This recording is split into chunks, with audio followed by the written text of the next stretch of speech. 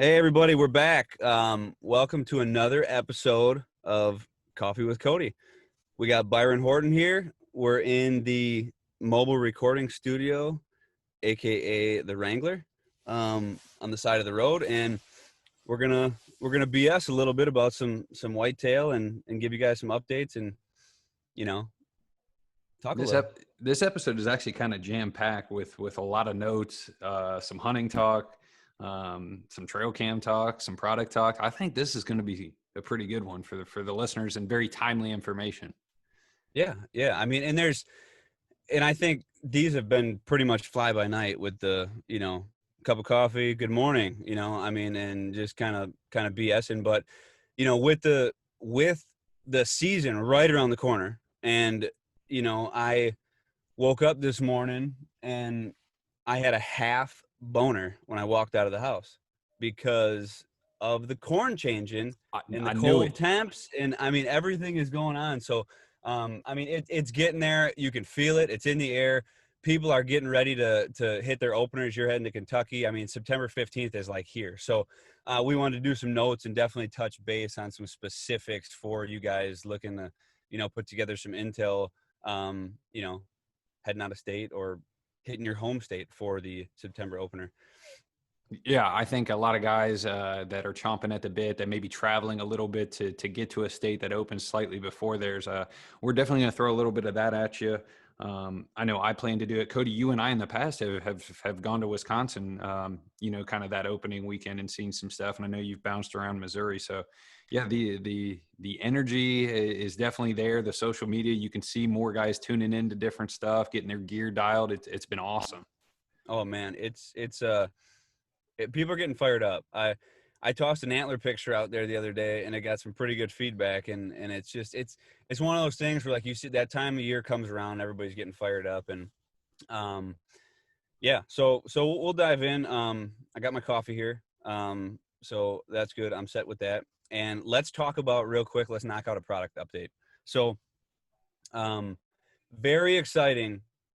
We have been turning out a lot of product lately. I'm sure a lot of you guys have been getting shipping notifications. If you haven't yet, you'll probably be getting it very soon. Um, I unloaded a truck last night with a bunch of DS5 platforms on it, and so we're going to continue on that front. But long story short, so we've been shipping out products last week, this week, double steps, DS5s, compact sticks, camera arms, ambush.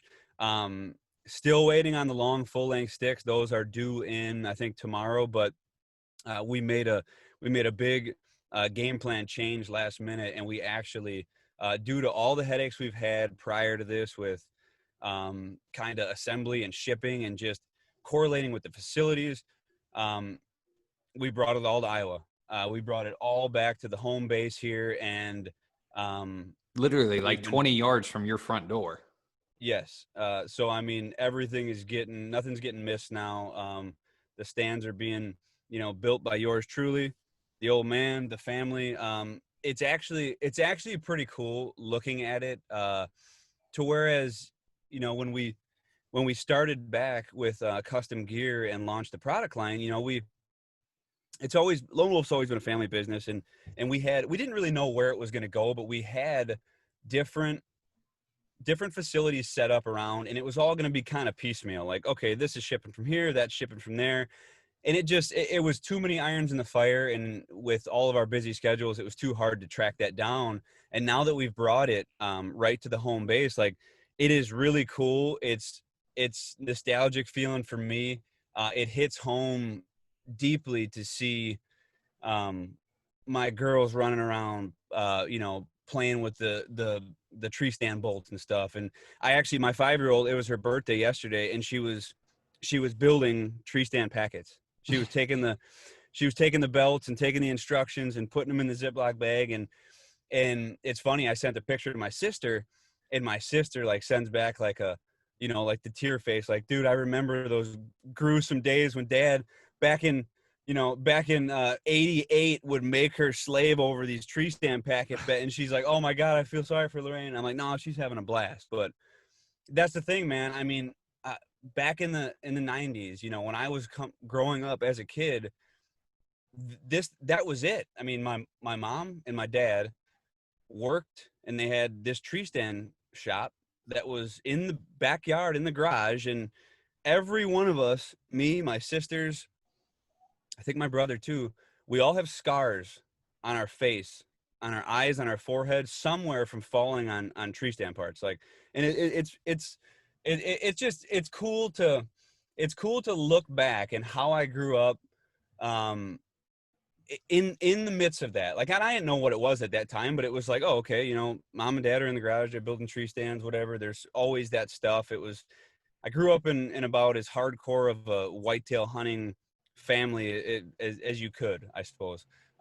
So it's very cool, and it hits home with me to see that happening here now.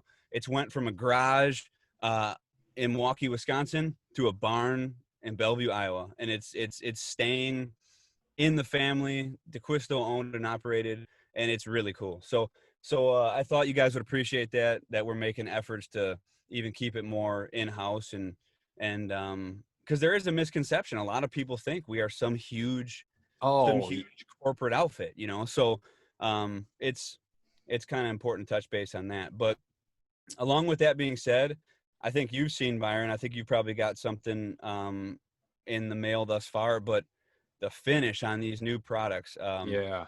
the DS5s, the compact sticks, they're all going through an additional round of cleanup machining.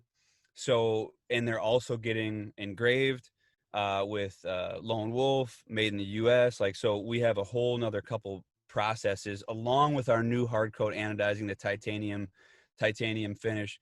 Um, like, I mean, we're talking immaculate finish. Um, Yeah, the I would reason, tell people, the listener, to check out your Instagram. You posted a couple of pictures of some oh finished yeah, product, really good lighting. They can see the additional branding, which I think is pretty cool. It oh is a yeah. slick looking product right now. Yeah, go check it out. Head over to my Instagram if you don't know it. It's just Cody DeQuisto. But I try and post some stuff. I took some photos of the new products, and I'll be getting them on the website today as well too. So there'll be all updated photography on there as far as detailed pics of like the components and all that. So um, I think, and there's one thing I wanted to address real quick too before we get off that. There's a lot of people who are a little touched that the double steps have been going out before, like the compacts and stuff. Yeah, And it's not that we pushed them in front, it's that the double step sticks don't go through that secondary process. They're still being water jet cut only, and they only utilize one machine, and they get done way quicker. So that's why some of you guys who have been seeing double sticks ship out and get received before your compacts, that's why. But just unloaded a bunch more last night, so we should have all those fulfilled as far as the compact sticks and DS5 orders. Ambush orders are already fulfilled by tomorrow, probably. yeah.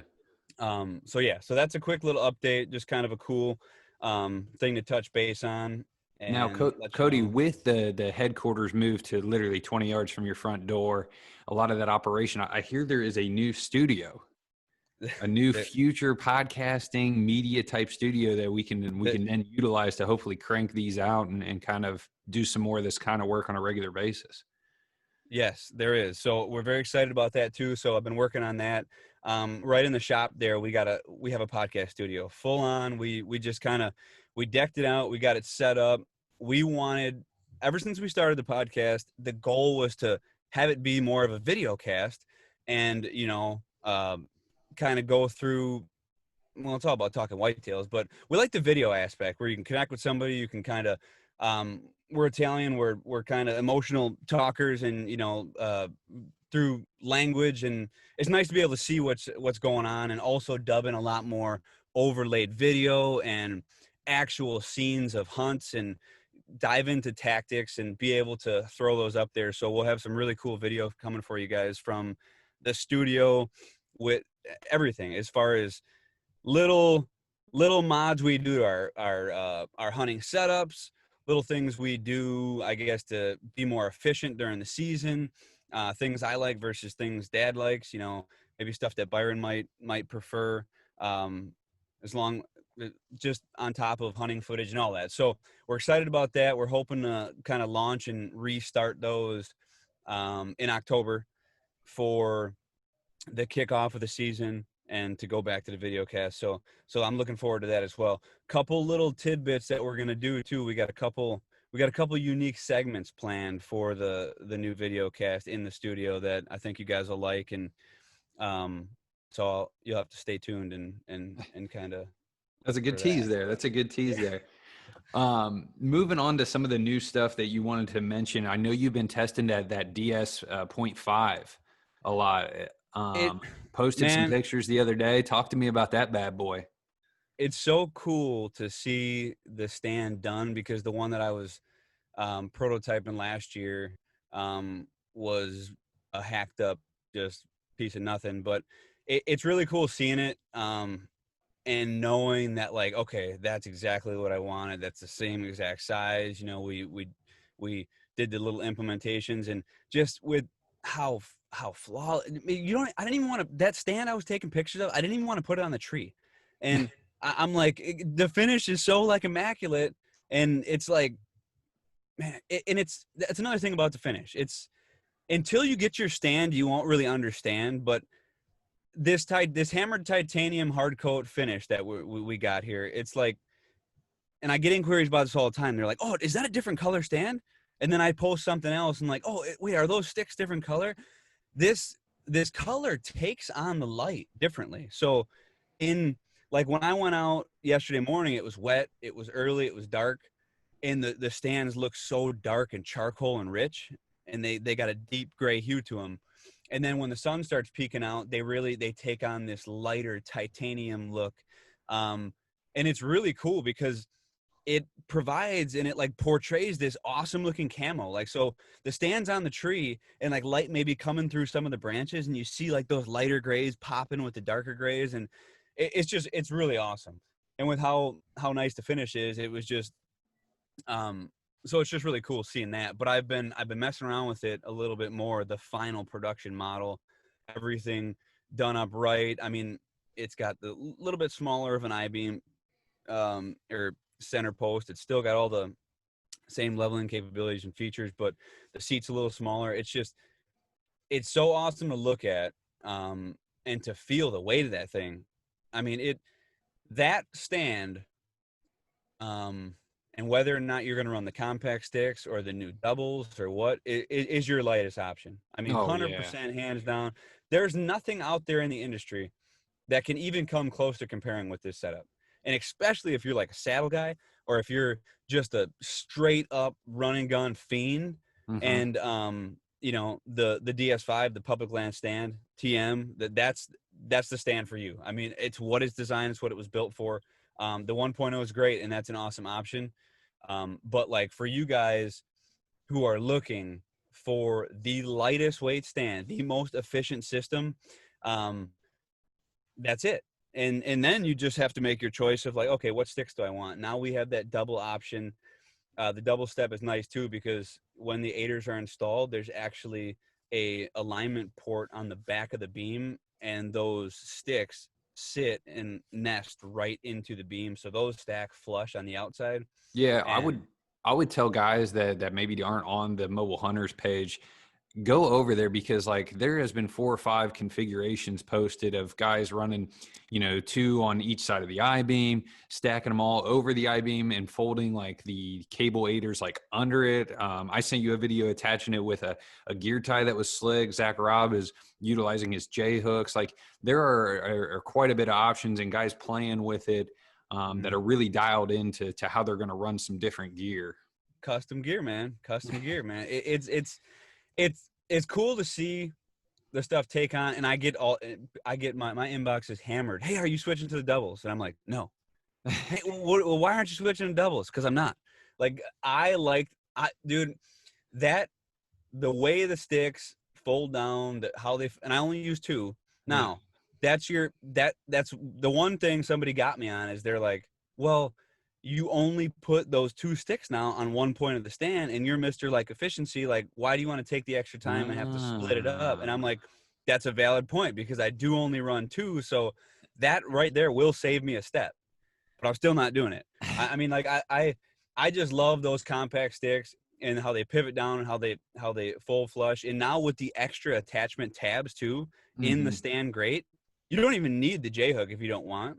Yeah. But it's just, I mean, it's just it's crazy. It's crazy how efficient it is, and Yeah. it's Now funny. I mean, I watched. What's it? I so we should also plug, like, we do have a video coming to YouTube of the 1.0, all the new Oh yeah, features, yep, yep. that there's a laundry list really of just little nuances to the stand that I think a lot of guys can appreciate. And I think it's also really good to see a company in general make those little upgrades. And they're not releasing like a brand new model, but they're like, hey, we're going to add this grip, we're going to add this attachment point. Like, there's definitely a lot of new features on that 1.0 Yep. that there will be a video going to the YouTube that I think people should check out if they've been on the fence for a year and thinking about buying it. Well, Lone Wolf Custom Gear has just improved upon its design. Oh yeah, 100%. You definitely want to check that out if you're in the market. I mean, or even if you were hesitant, hearing stuff about last year or whatever or not, or just, I mean, the features. And that's something that we've always done. Like, we're not going to just stop innovating. There's a lot of people out there, a lot of companies that release a product and then, oh, it's good, let's just keep going with that. Like, the whole point, like, when we're beating these things up every year, we're taking notes as to what needs to be changed, and we're Hmm. changing them. And people were shocked. Oh, that the 1.0 is different. Yeah, it's different. It's a lot different. Like, it's a completely different stand. I mean, I know that, like, it's like when I go buy, you want to buy a new vehicle. Like, are you expecting the same vehicle you bought 2 years ago? Like, no, man, you want some upgrades on it, right? So that's kind of that. And it's funny, like, diving into that and just in, like, we were talking about the DS5 and like what it offers and Lone Wolf Custom Gear in general and the mobile. It's funny, like I seen a couple YouTube videos lately of guys who call themselves mobile hunters, I guess reviewing a bunch of different products, Oh and my gosh, I know what it, video you're talking about. and I'm literally I'm literally jaw dropped because I'm like, you call yourself a mobile hunter, you're on here claiming to have this unbiased, like, oh, like, Oh we're my just we're gosh. reviewing all these mobile setups for you guys who are looking, and you don't include the top end stands on the market, like, and you put them out because of price point. Yes. Oh my Dude, goodness. dude, you know what I heard when he said that? He's like, oh, I didn't include it for a price point because I'm not going to sink that much setup into $1. You know what he just said there? I have one setup per location. Like, he literally put foot in mouth on that video. And let's also caveat, those dudes maybe walk 200 yards to their tree stands. There is, I think, yeah, there the foot was put in the mouth probably 26 times throughout that video. Oh I mean, my, they even, that was hard to watch. I haven't, and I don't watch a whole lot of that stuff unless it gets sent to me directly. yeah. And that one did, and I'm like, oh, okay, cool. Like, mobile hunting setups. I'm like, let me just see what it's about. And when I seen the lineup of the so-called testing for mobile hunting, I was like, what the heck? Now, those guys, I mean, like you said, they, we can hold up the quotes on the mobile hunter there. I mean, Yeah. we're talking, these guys are suburban hunting. He's talking about having multiple sets, whatever. I mean, I get it. But also, I mean, and then there's even some shots there at XOP for being Yeah. an imported line, and half your stands and your lineup are all imported lines. Like, I don't know. It's just, that's a small side rant. But the thing is, I mean, We didn't and even plan that. We there's, didn't even. and well, not to mention they're standing next to a $60,000 truck and a camel wrapped limo, but Mm, they can't spend $800 on a quality setup that'll last a lifetime. So, yeah. and honestly, let's put it on the table. The price is not out of line. It is It, not. it's less Look than a new look at bow. look at what you spend on a dozen arrows, Byron. I wanted to get new arrows this year with broadheads, and everybody's ranting about this kinetic energy shit, and I've never been on that train or whatever. So I was like, oh, maybe I'll get some, like, forward weighted inserts, and I'll do some collars, and I'll fucking just start crushing bone this year. And you know what that's gonna cost me for the collars, and I'm not bitching about it because shit costs money, but that's what I don't get. Yeah. A guy can sit there on a review and say, we're not including the best mobile setup in this breakdown because of its price, then go say, well, we only do American made and quality stuff. And, like, so It's just it's so ridiculous. And guys are spending $1,500 on an outfit that they tear walking through the timber on briars, Yeah. and then they get a new, or they lose a little weight and they got to get a new one or gain a little weight. Dude, this investment, this your setup, and we've always advocated this. Your tree stand setup is the most important thing when you're out there running gun hunting for whitetails. I Yeah. mean, it is, Yep. and not to mention that, like, it's there forever. Yeah. It's lifetime. I mean, it's so, and the people who are, anybody who is serious about their passion or their sport or their hobby, they spend money in that. And I think, and if you look at even, I mean, man, like, let's talk about photography real quick, Byron. Like, that was probably my worst mistake, is getting a damn camera. Now I'm looking at lenses and I'm like, oh, well, maybe I need this or maybe I need that. I mean, Jesus Christ, in today's day and age, I just went and bought new socks and it cost me freaking, $80. I'm like, so beyond that, and let's talk about XOP. Since we're in that, I get a lot of, for you guys. Okay, so I do realize there's a lot of people out there that really want to get into the mobile hunting game. They're new to it, so they don't want to spend a lot of money, or they're just not in a good place financially. I Yeah. get that, man. I've been there. XOP is your option. So I get inquiries about this a lot because of the custom gear and even the Quisto series podcast. And everybody's like, well, hey, well, what about XOP? Like, are you still with that? Like, I thought XOP was your deal. Or it is. I still do all the marketing, all the design, all the sales. Like, I'm still an XOP man. XOP is another option, along with all the work that I do at Custom Gear. Like, Custom Gear is my family company. XOP is another company. And yes, it is imported. We import the castings. They were designed in the image of the lone wolf, and they were innovated to be better than the original lone wolf. I did nothing but hunt out of a lone wolf, the original lone wolf, for my entire life. Ever since I could get up in a tree, I was in a lone wolf. I mean, what else would I be in? So when I went to XOP, the goal was to, hey, all right, hunters don't want to spend a lot of money. Hunters like good stuff, like XOP, or I mean, lone wolf's the best. Okay, I'm not reinventing the wheel, and I've said it time and time again. But what I did with XOP was innovate, innovate an original lone wolf design with collaborative ideas between the old man and myself of stuff that he would have done if he had kept making tree stands, and stuff that I wanted to do after using them for so many years. So, Yeah. and that's the thing. And sorry, Byron, let me finish this out. Yeah. But so here you have now, and yes, it's an import line. I mean, and if you don't want to buy import, then buy a custom gear. But if you're one of those guys, then, we have an option for you. So I just get a lot of people who are like, hey, I really want to get it. But hey, dude, the XOP Vanish and the locking sticks, like, dude, and the air, I mean, those are killer options. Byron, you started out with an XOP. Yeah. Yeah. I had one of the, probably the oldest XOP models, the silver. That was like, you can scroll back Yep. through and see me running around with that thing. I bought it from you at a show and I asked to take a picture and you looked at me like I was crazy. I was like, but I know who you are. I should throw that up there for a throwback Yeah, pick one of these days, you should. Yeah, because you we should. both got baby faces and yeah.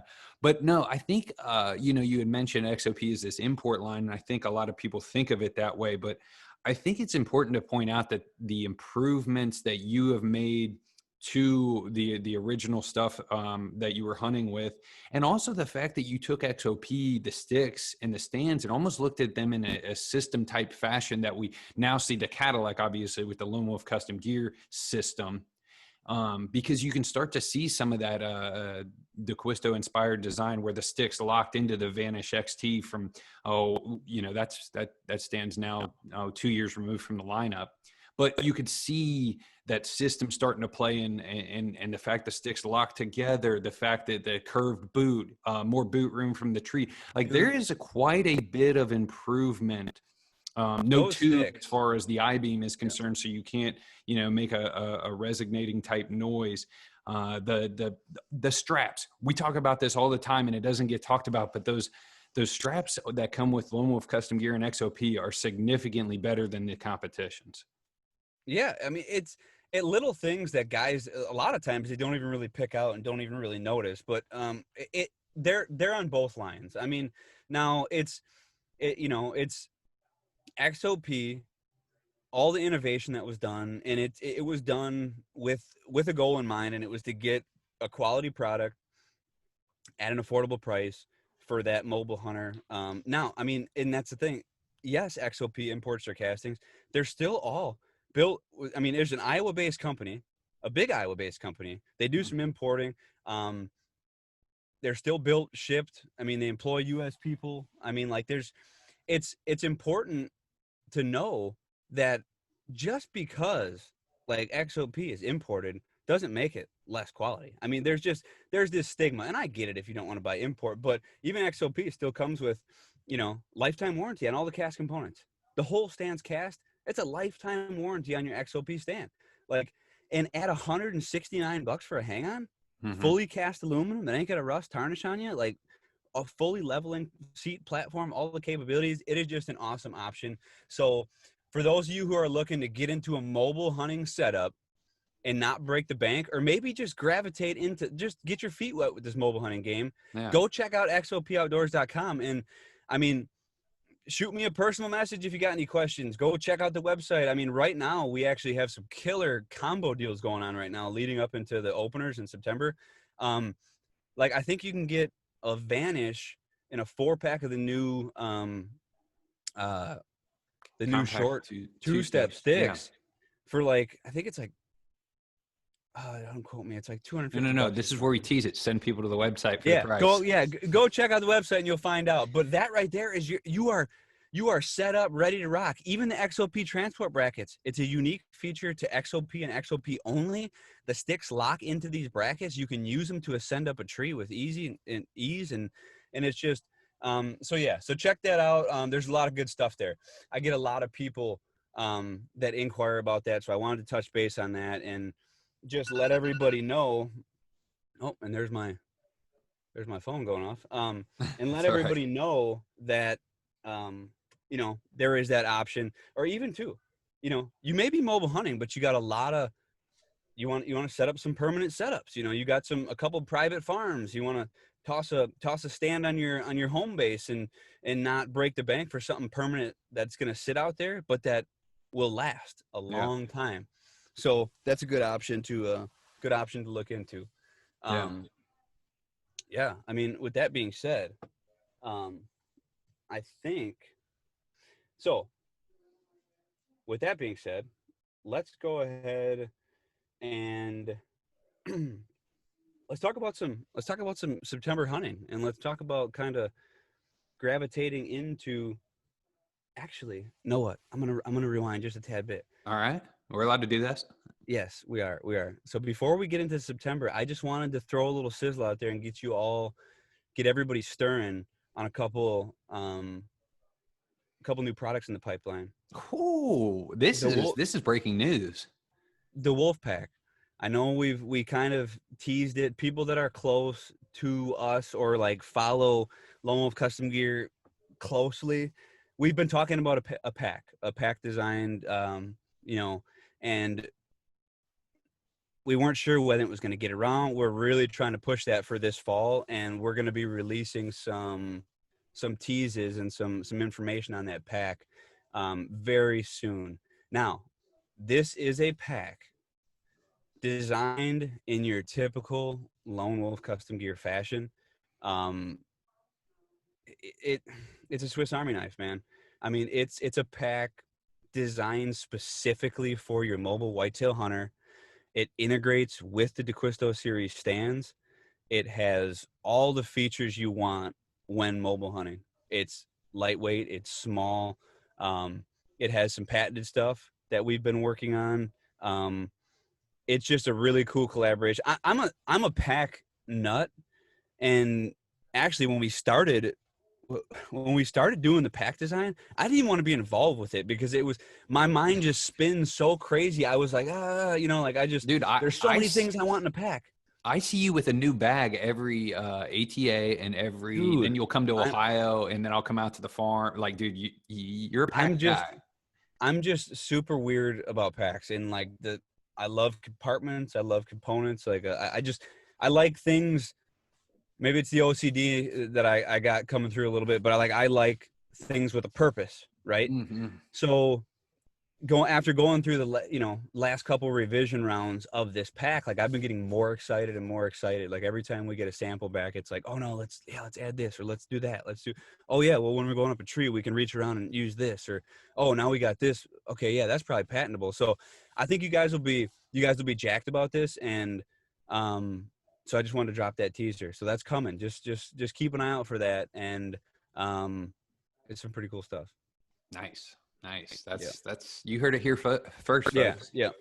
So anyway, so let's get into September hunting. So I mean, it's right. It's early September right now. We got openers coming in. I know Byron, you are just dancing around in your seat right now. You're heading to Kentucky in what, like 10 days or something?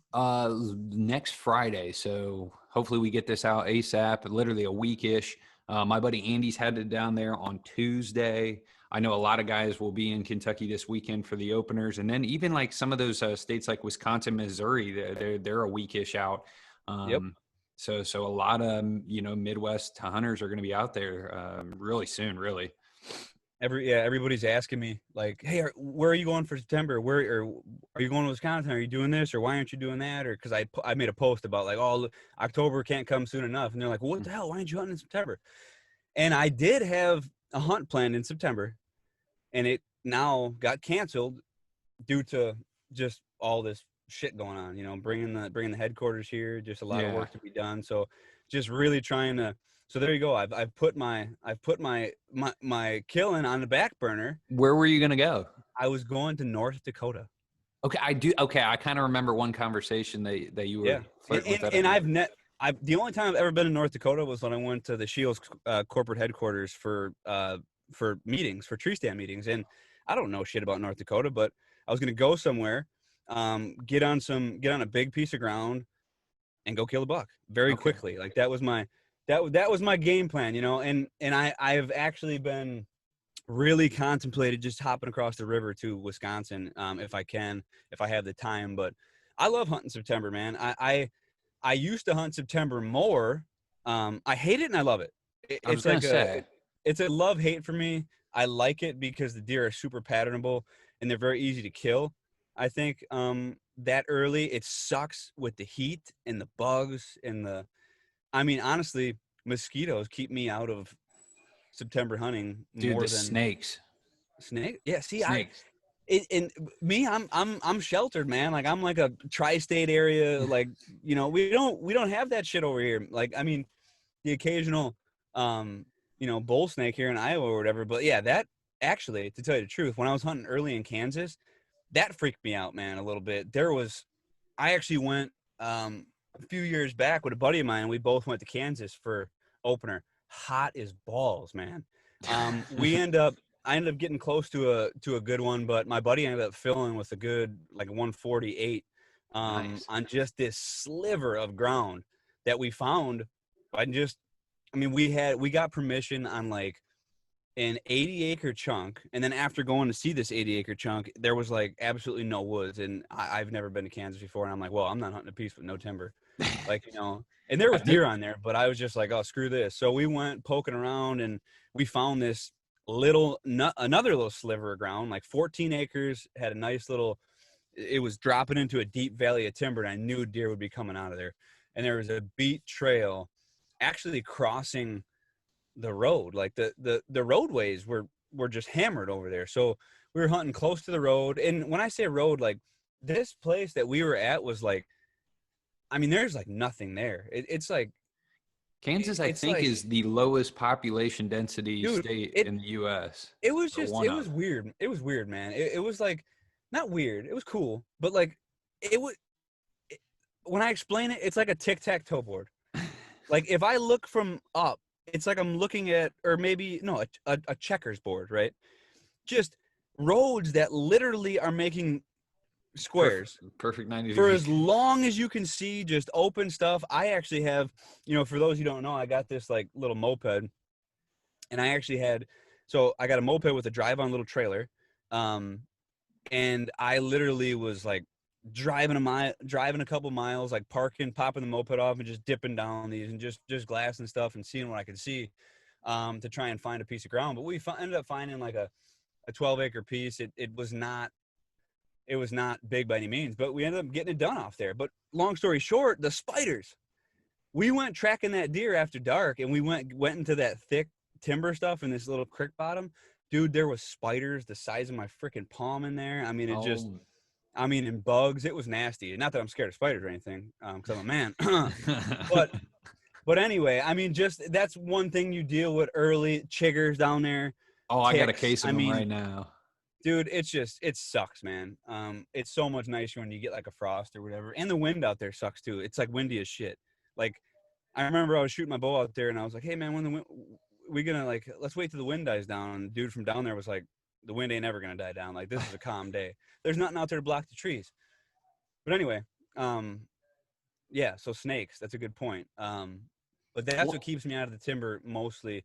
Um, well, hell, when we went scouting the day before opener last year, I mean, we kicked 2 to 3 bucks off their beds, right? I so mean, we yeah, so I think that's a cool little story we should dive into. I think this was 2 years ago, my first year working for XOP, and I kind of said, Cody, like, while I'm up there, let me grab a Wisconsin tag because it's very affordable. They open September 15th ish.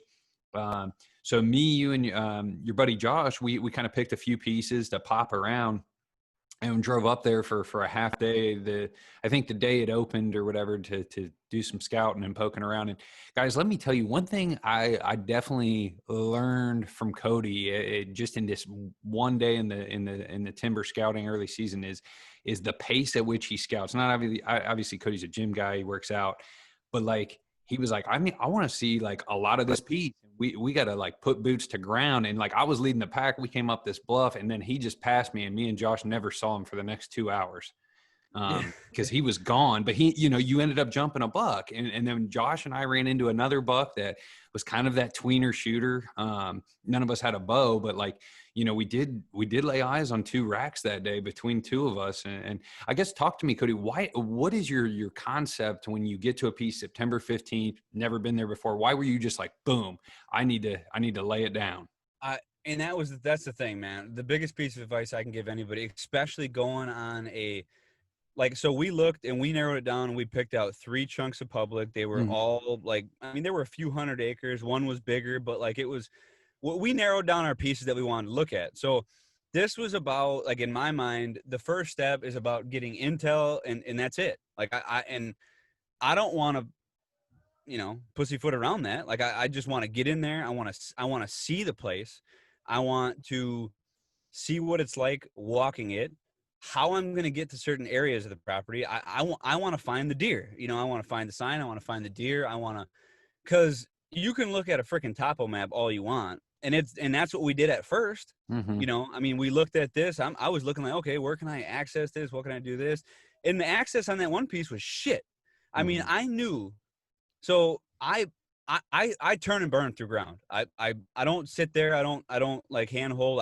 I go and I run through ground because I just want to see it. And then I make my own, judgments of what I seen, what I kicked up, if I found a deer I was wanting to get after, what I found for food sources or where I seen the sign. And I can do that when I'm done scouting. So I get the scouting done, and, I hammering up that first ridge, like where we lost each other, I knew right in my mind that, like, okay, there is absolutely no way I am getting up here in the morning, like before daylight. Like I knew that back corner was like, for one, we were making so much noise, like, and I was Yeah, going fast, but it was so thick.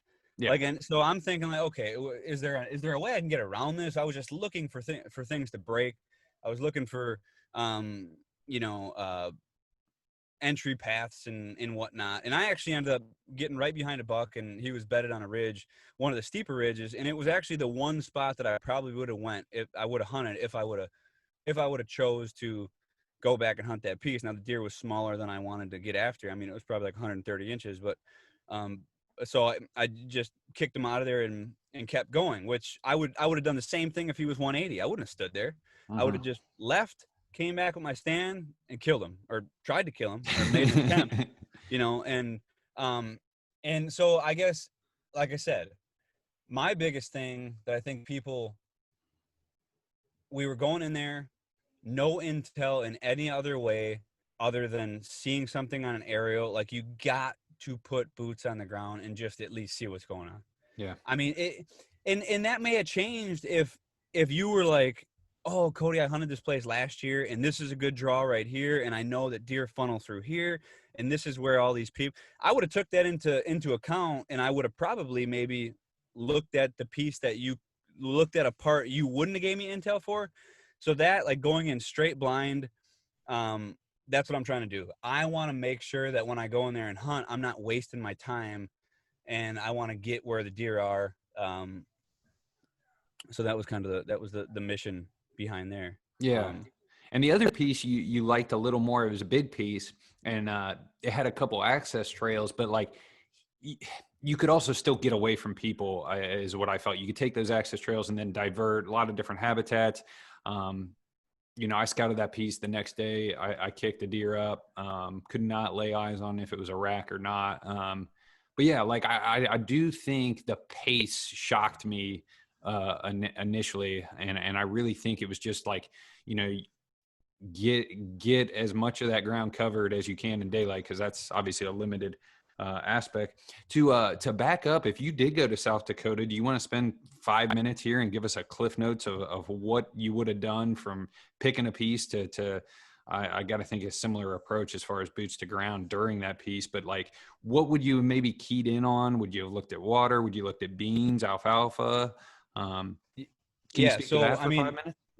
So I mean, my process of elimination, like with a new piece, or even like we talked about Missouri before, like, so a 4-day hunt in Missouri comes to mind when I think like, okay, early season, like just a prime example of. Now, this was a just a prime example of, I guess, how I would go about going somewhere for September 15 opener that I've never been before, what I do to get on deer, and like what I'm looking for, which is probably just how I would have done it in North Dakota. Like, I don't know what I would have seen getting there, like on the road, or what I would have looked at on a map. So but in my mind, I can picture this Missouri piece and my thought process behind it. But so this was a giant. So I'm heading down there for opener, because I want to get somewhere opener. Now, it is 99 degrees out with like 90% humidity. Like, it was freaking nasty. When I go hunt too, I stay in a trailer. I got a little enclosed trailer that I revamped and I made into like this little mobile hunting unit back when I was like 16. So for all you who are getting on board with that, like, it's a good way to do it, man. I've been doing it for over a decade. But anyway, super hot, super nasty. Immediately I'm thinking water, right? So I gravitated to, I had a couple different pieces I was looking at. One of them had a creek down in the bottom, or through a lot of the timber, that there was running water. Half of it was dried out, but I knew I'd be able to get some water there. So that was a big thing that, I mean, when it's really hot, them deer need water. But also, what are they eating too? Like, are the beans still green? Like, is there still, it is always a good idea to get somewhere in the evening and do a little road glassing. You Okay. cannot go wrong with road glassing. You, a lot of times, will see good bucks out in the fields if they're still hitting them. I mean, it's a very easy way to do if there's road access. If there's not, try and creep somewhere to where you can see one of these fields. I mean, if the beans are all turned and the deer are off there, I mean, I wouldn't, don't worry about it. It's not the end of the world. Alfalfa, green fields, green early has produced for me. Yeah. It's a good route. If you had to pick, if you had a timber lot next to alfalfa and beans without glassing, do you think around that September 15th time zone, do deer kind of lean one way versus the other? I don't have the most experience with alfalfa. We don't have near as much as what you guys have up there. So I'd always go beans first, Okay. because alfalfa is going to stick around and it's going to be good all the way into October. Beans aren't. If you got a bean field that they're eating, you need to hit that shit right away. Like, Okay. so that's number one, first and foremost. You need to do that. After that, then, if the beans are turning, whatever, but your alfalfa is going to be good until the frost starts. Like, you're going to be good. Like, Hmm. I've had killer luck early October on alfalfa. So I would go beans first. Another big thing too, acorns. I know acorns are a really good early season food source. If you can find the trees that are dropping, get on them. I mean, if the deer are hitting them, they're hitting them. Like, so I would definitely not overlook the power of a limited crop of acorns. Like, Yeah. a lot of years you got like these big bumper crops, or if you're hunting a piece with primarily oaks, like, okay, it might be here nor there, but like if you are hunting, you know, big, thick pine timbers or whatever, and you got like just sporadic oaks, and you see one that's just freaking just banging, like, Hmm. well, it's like hunting over a freaking bait pile. I Yeah. mean, and it's just like even the beans, it's a little bit bigger of a bait pile, but that's definitely something I look for. But I go in, first thing I'm doing is just like we talked, I'm power scouting that piece. I'm getting boots on the ground. I want to go see if I can kick up deer. I want to see where these deer are sitting. And I want to be in the deer. I take note to what I think they're eating, food source. As I'm looking around, I'll check. Okay, if I don't see any, that's when you're going to see that oak tree, is when you're walking around. So Yeah. if you don't go look around, you're not going to see that those crops are there. Now, I don't like to badger the shit out of it. That's Yeah. why I like to get in there, do a hard power scout right away, give me my initial intel, then I start the process of the chess match of taking one, Yeah. and so for that particular hunt, um and traditionally this is the only time of years where I would really use a trail camera. Like I Mm. said, in years past that I've used trail cameras more than this time, I've always had shitty seasons because it's a crutch and I don't like it, and it messes with my decision factor. But if I'm hunting a piece that I had a trail camera on, I'll definitely look at the freaking trail camera pictures, right? So, but a piece that I've never been on, you don't have that luxury to rely on, so you got to go find out. And more importantly, even if you hunted it last year and you don't have, you got to find out what's going on now and at this time. So, once I get that intel, I'll pop up a stand. And actually, that trip, my first stand hang was on a creek crossing, Okay. Now, and it was. to paint this time frame picture, you probably scouted from sun up to mid-ish day, caught you a break, and then is because we've painted this philosophical I 4-day Yep. mission. So you're Well, spending it's that. not. No, this happened. Okay. Okay. So this So is this like is the real exact. deal. Yeah. So this is. I'm telling you about this Missouri hunt Hmm. because when you asked about North Dakota, I'm like, well, let's tell something that actually happened and what. Okay. Yeah. So so I got there the day before. I tried to do some road glassing, Hmm. couldn't see shit. It was too thick. There was all standing corn, which sucks, right? Hmm. This piece I was hunting was surrounded by standing corn. I didn't have the luxury of getting on a bean field. But I tried to look as best as I could on the perimeters, and I tried to look at the closest beans I could find, Okay. closest stuff that I thought they might be hitting on the adjacent properties.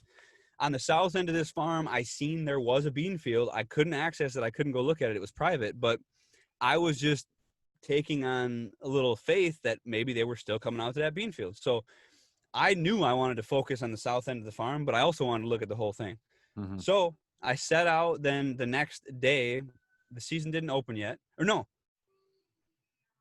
I think the season did open. Okay. And I literally took a stand in and I popped the stand up on a finger that I scouted from aerial because I didn't want to miss a hunt. Now, Sure. some people would like whatever. I just wanted to get it in there. Throwing a dart.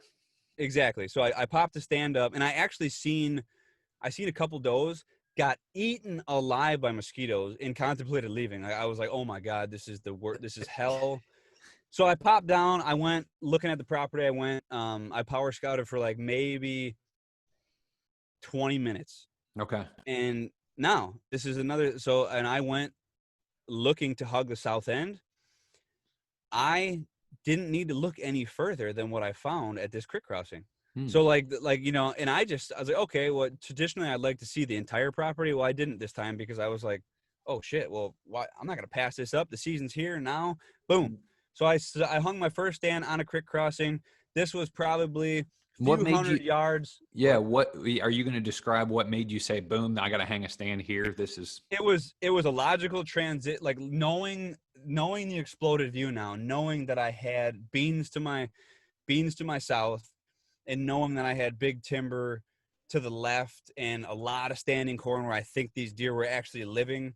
I was just in a logical transition point between A and B, in which I surmised that was the feeding and bedding pattern. It's hot as balls. There's water here. There's a beat creek crossing. Like that's game for a stand. Yeah. The first sit, I passed up probably 148-inch 8 point, and I actually had he. I mean, in a 158 coming through the timber looks. I thought it was done. I thought it was game over. I'm like, oh, he's done. I thought he was a 10. He got a little closer. He ended up being an 8. Um, he came, got a drink in that creek, walked up the creek maybe about 20, 30 yards, and then actually didn't cross in the crossing, but I was in the game. Uh huh. And what he was doing Was this last now. light or what No, time? no, no. So I hung this stand. This was the next morning I sat this, Okay. Okay. because I'm thinking this is a transition from those beans Sure. and from nighttime activity back to the corn. That's exactly what was happening. Now, I don't know. He might not have been in the beans, but all I knew is this transition, this creek crossing was a spot to be. So I was there, and I had the opportunity to kill there. Yeah. Um, I hunted another 3 days and was just so big. I knew there was bigger deer there. Never seen anything bigger. That was the biggest buck I seen. I seen probably a couple. And from there, I slowly start to creep and find. Now, I was done with that area. I had seen what came through there. I hunted that stand in the evening as well. Yeah. So, and I knew I mean, I didn't want that deer, so I moved on. And Okay. then I went and looked at the other side of the farm. I actually found more promising sign toward the end, but just had obligations to get back. And I didn't actually, and I never made it back there. Okay. Now, I mean, looking back at it, I'm like, man, maybe 150-inch 8 point would have been a cool little bump to that season for one day of a new piece, new state, like just. Yeah. But when you're looking for what you're looking for, it's there could have been a 180 there that I ran into the next day, and Hmm. if I would have shot him, I would have been screwed. So, but that's I think that's probably, in short, just my general process. And Yeah. right, I mean, that's pretty Yeah. You gave that location two sits. descriptive. You gave Yeah. that location two sets, and then it was same kind of repeat process as far as scouting, setting up, letting the woods tell you where you need to be for those remaining Uh, 4 or 3 yep. days, 2 days, whatever you had left And after you gave that location. No, I think that was good. I think the listeners, a lot of guys open in September, can kind of look at kind of some key concepts there. But yeah, you had mentioned there the trail cams. And, yeah. and you had mentioned prior to this podcast, you may be going MIA from the trail cam game for a little period here. Yeah, I mean, I know we sell trail cameras, right? And we got a good one at that too. So go check out the website if you're in the market for one. But um, so I was thinking, so I haven't. So it's September 4th right now, September 3rd. Just for all you Yes. guys out there who are asking me, or who might be thinking to yourself, like, oh man, I wonder how many cameras Cody runs, or what he's got on camera, or what he's looking at. I have not touched a camera. I have not looked at I have not done anything involving a camera since December of 2019. I haven't hung a camera. I haven't pulled a car. I haven't even looked at old trail camera I mean, I Yeah. don't know. I'm not into it. But And right now your dad runs some cameras a little bit more than you do, right? he does, and he keeps the intel very hush hush. Yes. I mean, Yeah. I know he's got a few out. I haven't talked to him. I haven't seen any pictures. Sometimes he'll show Your me something, daughters but actually may know more about the trail cam bucks going on his side than you. oh, they do for sure.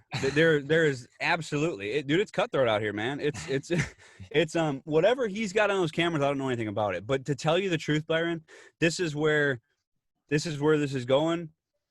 I don't want to know about it. I don't want to. I'm going to go this year. and this is when I was telling you, when I hinted to you this, you were like, "Oh man, that's a bold statement." I wonder. I asked myself this question: does any whitetail hunter out there nowadays not use trail cameras? Is there anybody out there who is not using trail cameras at all? I mean, I know most of you guys may not run them like it's your job, like a lot of these guys do, and people get just freaking hooked on these things. But I wondered, is there anybody who's not? I mean, I know there's some old timers and shit, definitely, Yeah. um, but like, so, and I think I am probably out of everybody that I meet, everybody is just jaw dropping, astounded. They think I'm lying when they're like, "Wait, so you don't run? Wait, so you don't have cell cameras? You don't have trail? You don't do any trail? Not even a new piece? Like, no, I not really. Like, I'll typically throw them out around August, get some pictures, and just do some card pulls around September. Right now, when the velvet comes off, to one see the caliber, make sure I want to shoot, and then see what I got there, and that's it. Now, but even then, I've realized it hinders my judgment and it makes me hunt a different way, even having a picture. So Mhm. I'm going into the 2020 season and I'm not going to touch a camera. I'm not going to Well, touch a camera unless I got to grab one out of the box from the warehouse and ship it. Like, I'm just, and I would, if guys out there, if you guys are getting, if you are a guy, if you're sitting out there listening to this podcast and last year you were hunting a farm and you knew of a big buck by having trail camera pictures of it and you didn't kill that buck, do me a favor, go into this year and don't even use that camera. I would be willing to bet that there's a 30 to 40% chance that you didn't kill that buck because you were so damn obsessed with those trail camera pictures and you were letting that be your only intel. And dude, cameras, it's like I even got a question the other day, and I know we're ranting a lot on this podcast, but I feel like talking.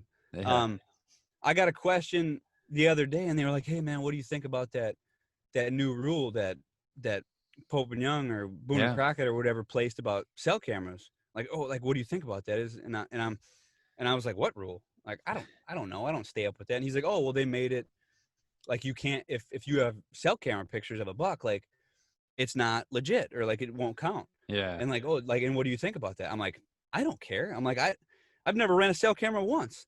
And I mean, and to tell you the truth, it is a pretty damn unfair advantage. Like it really is. I mean, it's when you look at it, I Yeah. mean, trail cameras, trail cameras, and the reason they're so popular is it takes a lot of work out of the equation.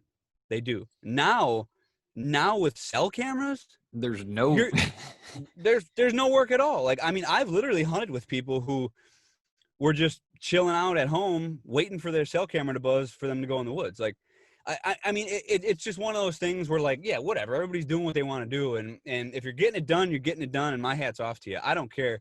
I don't care what you're doing. I mean, and whether you're hunting over bait in a southern state or up in Saskatchewan or you're using cell cameras, like that is what it is. You can do what you want, but um, yeah, I personally don't care. I mean, I just don't use them, so yeah. I don't care about that law that they passed. I mean, it's So, whatever. I so mean, steering back to the original point, you are going no cams. yeah, I would no encourage cams. people, like when we post this episode, leave a comment maybe Yeah, if you are one of those dudes that like doesn't run them, never have, or tried them and yeah. quit, or why you Or quit running them. or if you're one of those dudes, like I said, who had a bunch of trail camera pictures to show for last year and didn't end up with a deer on the ground, Yeah. because I think that's a big thing. And it just when you don't run cameras, it makes you hunt. Mm. Simple as that. When you Hunt or don't scout. have what's that? It said it Well, makes you yeah. hunt or When I say scout. when I say hunt, like I mean like that's everything, man. That's Yeah. encompassing the whole shit. That's scouting. That's freaking getting up early. That like you are you are on the hunt for something you want to harvest. So Yeah. um, and it's and you don't get lazy that way. And another thing for you guys too on early September, like what I've realized, having that confidence and going into the season, I guess with the right push and not burning yourself out right off the bat is huge too. Like I like having the proper motivation and drive. It's something that people overlook. You know, I did a fitness post the other day or the other week, and it got a pretty good response because I think it touched base on the fact of having a positive mental attitude and knowing your limitations and pushing where you can, like it's just it all coincides. So I know this seems like maybe useless information, but take this in and comprehend this. Like when you're going out early, like even me, like I was beating myself down. I mean, nowadays, like I don't even, and that's my main purpose for the lack of out of season whitetail work that I do, Mm, because I go so extremely hard. And I'm not trying to, I I'm not a freaking great hunter. I'm a persistent, like driven individual. Like like that's what I can say about myself. Like I'm not gonna say that like, oh yeah, I'm some great like my old man is a phenomenal hunter. Like he is a woodsman through and through. I mean, mm, I got those genes, yeah. but like I mean, am I gonna sit here and say that like I'm freaking Daniel Boone and like I'm out there smelling deer shit and no, I am driven and I'm persistent. And the reason I don't go so ham is because I go hard when it counts. So these guys who are out there running around, burning themselves out, scouting pieces months and months and months advance. You may be getting some intel, Mm, but come race time, come game day, yeah. who is gonna be ready to rock and who is gonna be able to go all 10 rounds? Me. Like Yeah. that's my mentality in going in. So I mean, and I don't know if this is a tangent, but I correlate that to early season.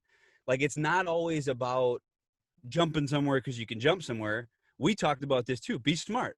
Maybe don't go out in a pouring rainstorm. Maybe take that day to go do some scouting, relax, maybe sleep in, catch a little extra sleep that day, because it's going to be a horrible nightmare with your camera gear if you shoot, or you'll shoot a slammer and then all the rain will wash the blood away, like it's happened to some of us in the past. But I don't know, man. I feel if I'm coming off a little intense here, I You're hyped up, man. This is yeah, good. I'm This hyped is up, man. See, this is what happens when the season gets closer.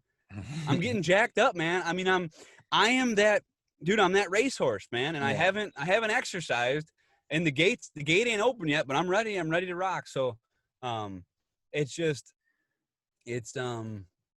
I really hope on this Coffee with Cody episode, um, that you guys have taken something away from this, and I don't know. I hope that you can go out and hit a September opener hunt or weekend or Yeah. piece of property with a little more confidence.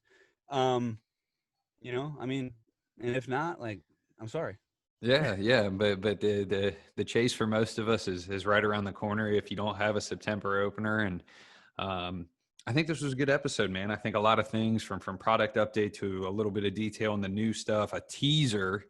If somebody skipped some section of this podcast, you might want to hear that teaser of the pack. Oh, do we have a name for the headquarters? Did you decide on a name? Dude, well, how can we not call it the Wolf Den, I right? mean, it's I gotta mean, be. I don't know.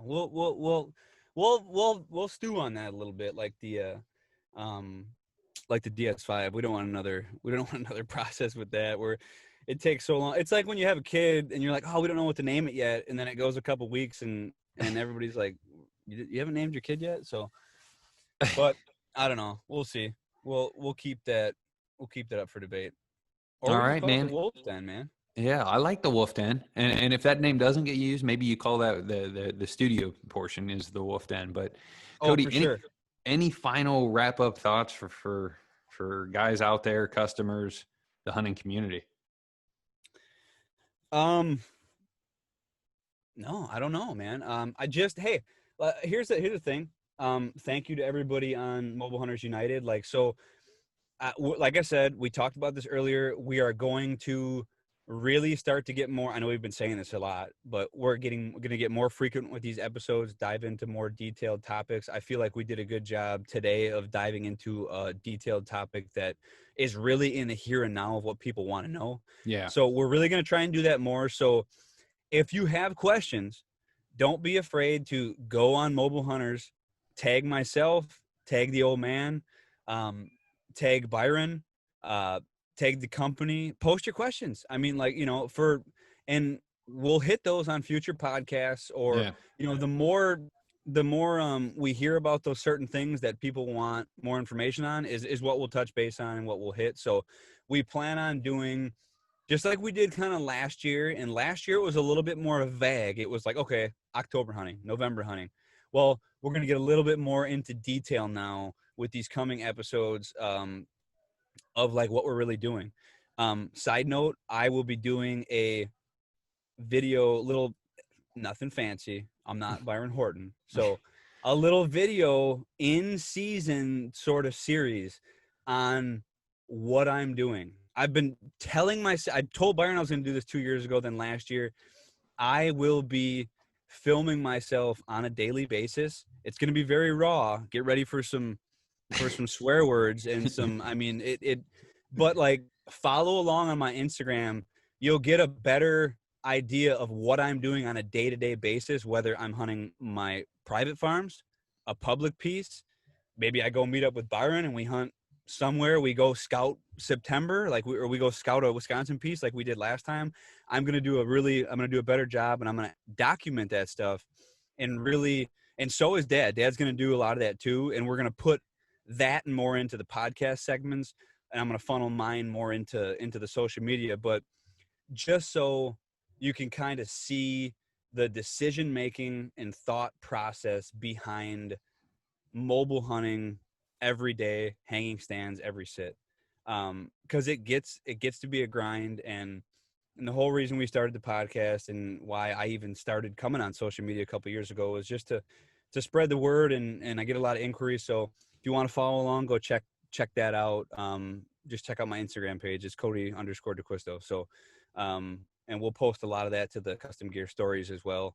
And maybe even some XOP stuff. So, yeah, I think that's pretty much a wrap for this one, Byron. You got anything you want to add? You want to ask me what kind of coffee I'm drinking today? Cody, why don't you hit me with this coffee and sugar, cream, stevia? What do you got All in right. there? Okay. Okay. All right. I know this. I know all of you have been wondering this, but so I like AeroPress coffee. Not that I'm like some coffee snob. Like, I like coffee, but I'm not opposed to throwing a little pod in the Keurig, man, because you've seen it. You've seen it on some cuts we've done. So Yeah. I got Javalia, Javalia brand. It's espresso roast, but it's like super strong, but it's not real bitter, so it's real good. And I got that this morning, and I like one Truvia packet, and I found this creamer that I'm really digging, and I just do like a splash of creamer. I'm not Okay. that cowboy who's just downing it black. I can't get down with that. I need a little cream in my coffee. Okay. But I use like this it's like an oat milk creamer. Oh. I don't even know the brand, but it's good. It's unflavored, but it's just like, yeah. What There about you you, go. Byron? I know you're a coffee guy. I am just a traditional Maybe not as medium. much as the wife, but Yeah. Just give me a traditional medium roast with a shot of milk. That's all I need. But that's wow, you just made me look like I'm a snob right there, Byron. yeah. I'm sorry. Also, Byron drinks Casey's coffee, if you guys are wondering. yeah, of course. Casey's gas station. That's Yeah. his coffee of choice. It is, man. It's the all-in-one stop. Dude, don't lie. So here, okay. Now that I Always gotta gonna bust you help out me. because you made me look like a coffee snob. Byron has a deluxe whipping cream It's maker. a Like, dude, he's oh drinking macchiatos on the regular. Don't let him um fool you, man. I got you. he's I've trying to been come at there. me hard. I will defend myself here. It is an espresso machine, but yes, the wife has every flavor shot you can imagine. We got some toppers. Cody has witnessed. We do have quite a coffee machine here at That's the good. Horton compound household. I like But it. yeah, thanks for outing me on that. But I am a traditional medium roast. Just give me Yeah. a Timmy Hortons on the road, and I'm good to go. Oh, dude. Well, now you've gotten into the muffin conversation with Tim Hortons, but we'll leave the Another, Muffin Man talk yeah. for another episode. All right, Cody, hit him with the sign off, and All we'll right, wrap her man. up. I'm tune in next time. Next episode will be live from the studio. and go work for it. That's right. We'll see you.